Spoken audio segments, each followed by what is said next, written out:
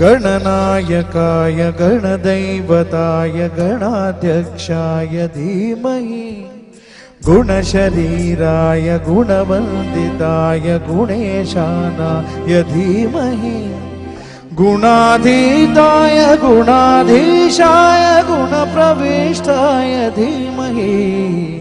एकदन्ताय वक्रतुण्डाय गौरीतनयाय धीमहि गजेशानाय भालचन्द्राय श्रीगणेशाय धीमहि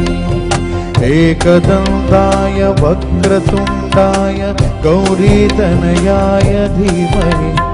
गजेशानाय भालचन्द्राय श्रीगणेशाय धीमहि